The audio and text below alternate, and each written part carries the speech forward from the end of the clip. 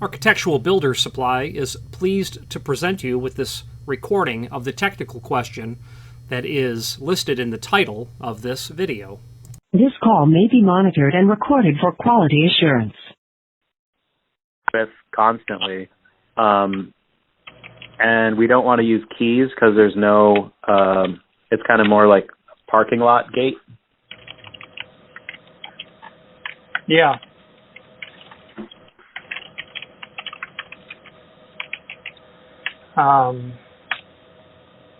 So let's take a look here. Okay. All right. Okay.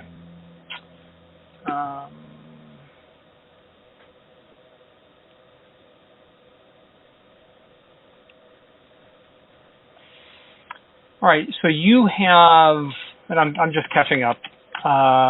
You have a Kaba Ilko lock, and it's one of their, I imagine it's an LL something in an EE function where it's got trim on both sides. Yeah, it is. Okay. I see it. Yeah. Okay. So you have, now you've got this EE lock. That's a double-sided Kaba Ilko mechanical combination. What about the concern of it getting wet and failing? I'm sorry, what about it, this concern of what? Of it getting wet and then failing. As I understand, the Kaba, the version that we're getting is waterproof. Okay. Okay, so... They call it the brick.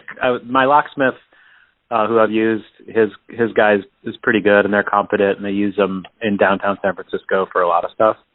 Okay. But it's that version. It's a 5-button pin lock. You can press 2 at the same time or 1. And then people can just punch in the code. But the one that we're getting is like $1,250. It's waterproof and very robust. Well, I'm definitely familiar with their locks. I'm unaware of any of their 1000 series that are waterproof. Okay. I just get it in writing so that if it fails because exterior application, you've got some paper trail. All right. So the bottom line is you're putting this onto this gate. You have or need the lockbox. You have or need. So, are you adding an electric strike? Is that what the? No, I just need to have something in the fence for the part that locks the gate. I don't know. I'm not that savvy on locks, so the part of the strike, is that what you call that? Yeah. So the K. Yeah, I see it. Okay, awesome. Right on. So yeah, basically that's just a piece of sheet metal that they're going to weld or somehow attach to the structure that will allow you to attach the 4 7/8 strike. That's the K dash BXSTR. Okay. So your need is some sort of a latch protector? Yeah, so what I want is something like a weldable latch protector that I can weld to the BXSIM-EE to prevent people from putting metal in and, tripping the actual strike. So I was wondering, like on your site, because a lot of the stuff on your site, I can't see a photo of it, but I was wondering from your end, maybe you can, if I'm looking at a latch protector that would work kind of dimensionally with the BXSIM to weld to the face of it on the gate to cover up the space between the two. Yeah. Just as like an extra step of, like it's usually just a strip of steel because there's no offset needed. But I was wondering if there's a product you have that was already made. Yeah, there's definitely an offset needed. You'll need a small offset, or you'll file that strike plate. I see what you mean. Yeah. Yeah. Do you have a product that you'd recommend? Yeah, I sure do. I'm on your site right now if you wanted to. Yeah, well, we're not there just yet. Okay. So what are you going to do about the lip of the strike? Are you going to the welder a custom strike? Yeah, so what I thought is if I got that strike plate holder from Keydex, the welder could inset that into the fence post and then weld around it so it met at just the right pitch and distance. Does that make sense? Where you So I know some people like mount the strike plate to the face of the fence post, but what I'm planning to do, because of the way our fence gate is built, is have the welder inset the strike plate onto the fence post. Inset in which dimension? So inset would be that it would, if you're looking at the opening in elevation, its dimension would be further away from the observer than the face of the gate box would be. So imagine if the gate's closed and you've got the gate box on the gate, and then you have a fence post to the left. He would cut into the fence post and basically notch out a portion of the fence post and weld in the strike plate. Okay, so but the lip of the strike's going to hang off the face of the strike gate box. Yeah, that was my question. Is like, do I get one that has a lip or do I get one that's flat? Well, that's what I asked. Are you going to order a custom strike? So I would get what I'm trying to get whatever would make sense from your end, because I guess if it's got like a little, if the latch protector has a bubble to account for the lip of the strike, then I would order that along with the proper strike. I just don't have the dimensions. My question too, I guess the second part was like, I want to get the strike plate that'll fit that Heatex product that I want to order. In case the brick doesn't come with the right size strike plate. So you'll just your locksmith is supplying the lock? Yeah. Yep. Okay, so you'll just probably put a footnote there and make sure that you order the lock with the proper strike. That's an option. Okay. So there's three answers to the strike astragal issue. Number one is that you take the strike that you'll get and your fabricator literally cuts the lip off and gives it a bit of a chamfer. That's probably, it works, people do it, it's the least desirable. Number two is you order a custom strike with the right dimension, which happens to be 7/8. That's for sure going to be an expensive strike that won't be on the shelf. And at the end of the day, it comes back to being a strike without a lip. Number three, your fabricator slots a hole in the face of the latch guard, of the latch protector, so that the lip of the strike can penetrate through it. Very typical. I see. If someone's going to be trying to Lloyd the latch, and that's the industry technical term, you know what? Then, we should just probably run 20 amps through the fence to keep people off of it. So you could. So then there's what you said, the modified type of security astragal that has that large hump in it. Now I would simply suggest your fabricator, if they're agreeable to it, is modify the strike. And then the answer to the question that you've asked is the part number is 1392 SP as in Sierra Papa, and that's just and you'll go with the shortest length. And your fabricator will cut it. You're gonna need an offset. And at the end of the day, it's a piece of steel. It could be a closer reinforcement that someone's cut, and then you've built it. You've built it off the face of the gate to that dimension, 60 thousandths, and you're welding it. It's easy. On your website, I type in 1392 SP. Is that should come up? Yes, sir. So 1392 Sam Paul, enter. Oh, no. What brand is it? National Guard. It's the second item there. Oh, 24-inch steel prime security astragal seal. Yeah, that would be appropriate for your application. But at the end of the day, I'm thinking your fabricator should be able to use something out of the scrap pile that would be almost free. Okay. All right. I got to run, but I appreciate your time. I'll order this stuff today. Thank you, sir. Thank you very much. Thank you. Have a good day. You too.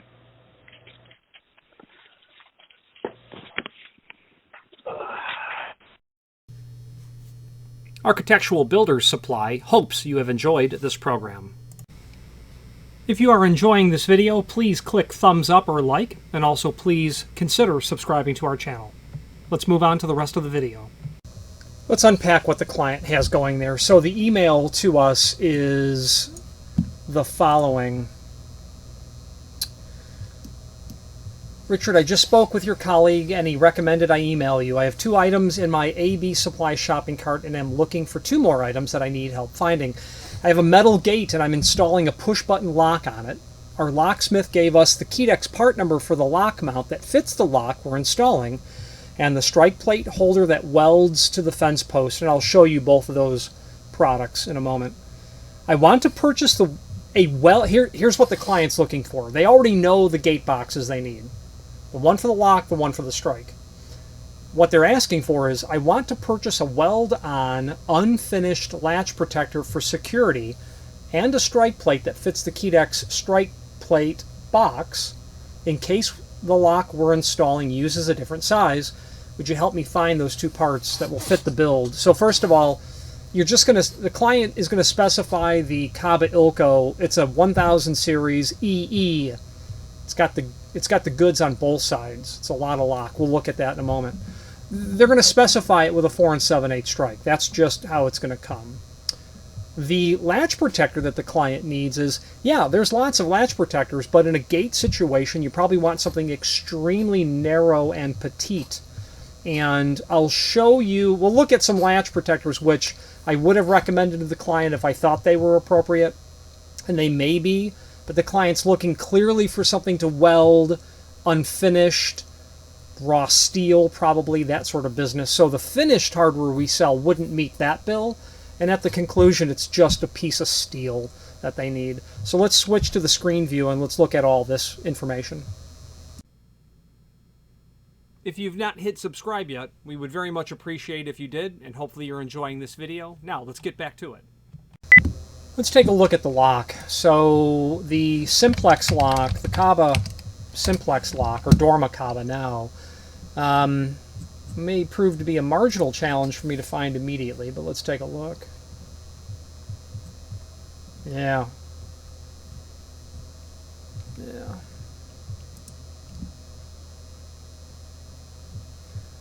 Alright, I don't see it, but let's dive into the manufacturer's catalog.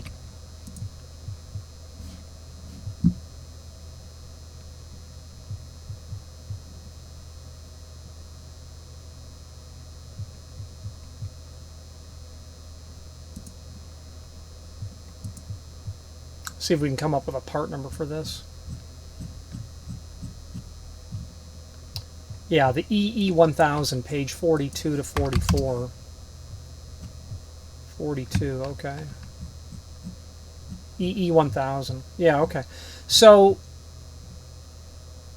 what you're seeing here with this lock type is it's double-sided. Is just simply what it is. Now, let's take the part number and let's hop over to the manufacturer's website and see if we can locate it there.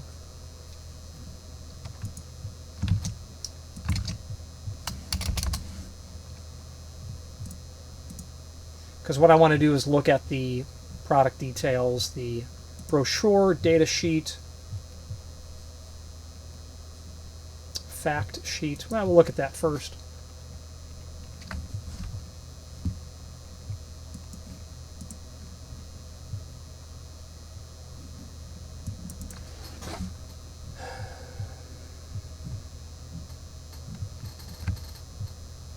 So depending on the model, they may be doing key override, but you've got buttons on both sides. So you've got push button ingress or entry and push button egress.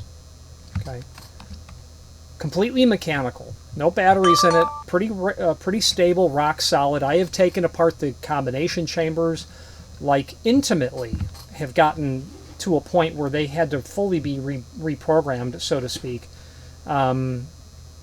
And the point of me saying that is you can do that. You can replace those parts, the combination chamber. If anything will ever need to be replaced, it will be that, but they're readily available. Let's look at the product brochure that they call it.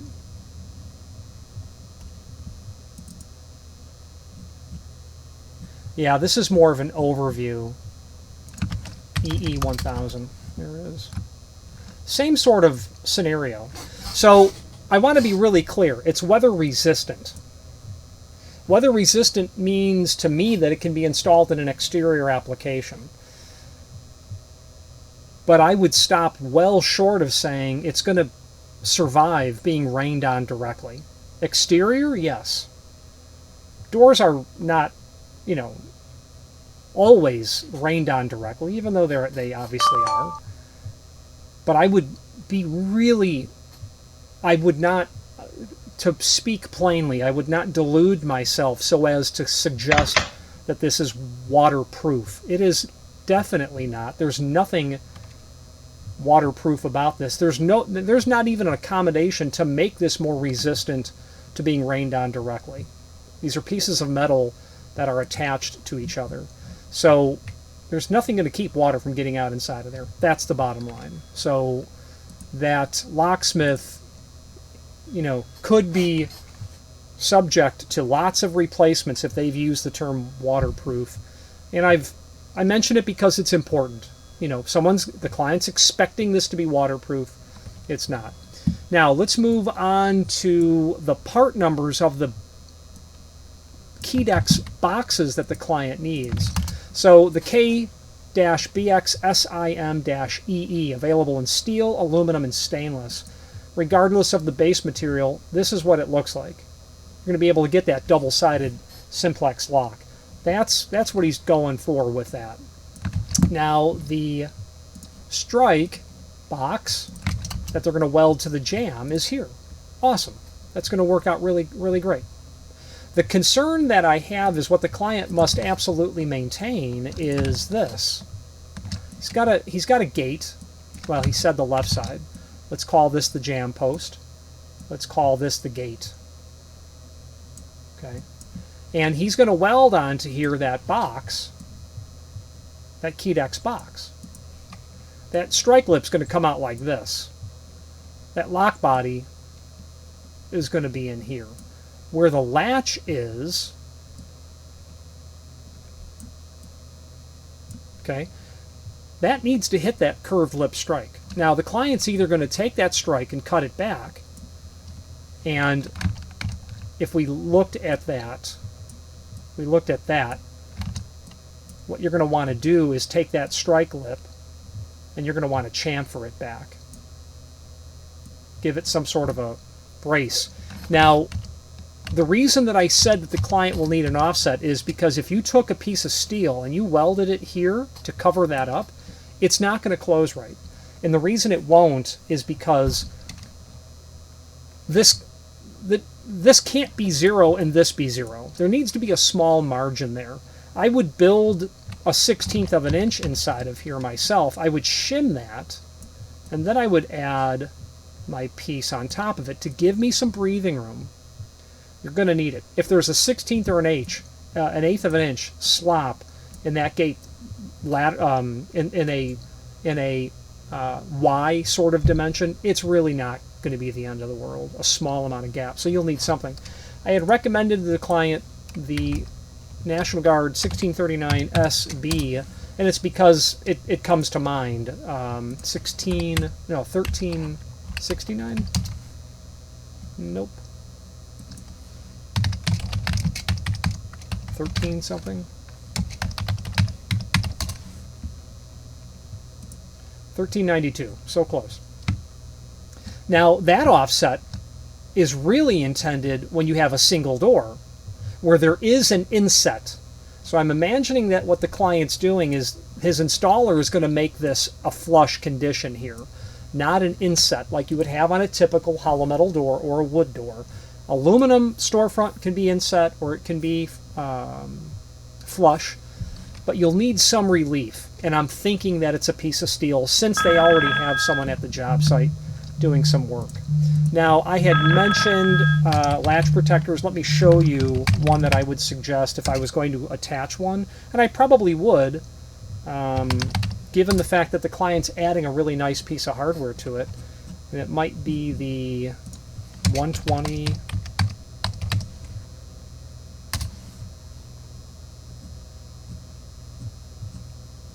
It's really narrow. It's petite. Yeah, the 320. I was so not even close. 321. I like this. 1.5 wide, and it gives you some relief for the strike lip. So you probably cut it back less. the template drawing here, really awesome. This is what I would suggest. And I'm going to send the client a link to this as well. They also have one, I had mentioned cast, that's not cast. The 322, even smaller, 6-inch tall, and then the 325 is cast. So architectural, it's attractive, and there you go. So that's how I would solve this problem. I would definitely expect there to be something happening there long term, but I wouldn't worry about it immediately is the bottom line. Let's wrap up this video on camera. If you've made it this far into this video, you must be determined to see it through to the end, and we appreciate your hanging in there with us and watching this entire video. It means a lot. It takes a lot of work to create these videos in the sense that you know, it's time taken away from doing other things. However, the advantage for me personally of creating these videos is the fact that it does allow myself to either learn about something new, to reacquaint myself with something, or to reinforce what I believe that I already know. Any comments that you might leave down below would be greatly appreciated. Thank you. That EE lock is awfully nice. I have seen them, though I don't see them very often, and yes, they are expensive, to be sure. I would be very hesitant to supply the item to the client because it seems that they've got it in their head. It's waterproof. Waterproof! So be mindful. There really is no such thing that I'm aware of in the door hardware industry. But at the end of the day, everything rusts with exposure. You know, that lock will have zinc exterior trim. Zinc isn't going to rust, but the components are going to be ferrous-based, and long term I would be cautious about it. But at the end of the day, it may be an application where it works for 5 years or 10 years, and they replace the combination chamber as needed. They replace the parts that have rusted and failed, the latch bolt, you know, that kind of stuff. You can pull a parts drawing of that EE1000, by the way, and order just those replacement parts. So day one, know that it's not waterproof, and then throughout the life of the lock set, assuming that it meets the requirements of keeping, you know, this is giving rights and privileges to people to a secured area, keeping people that don't have those rights and privileges outside of the secured area, and moving on. I know that the client, looking at the footer of their email, is clearly would have a secure area of their facility based on the type of business that they conduct or transact.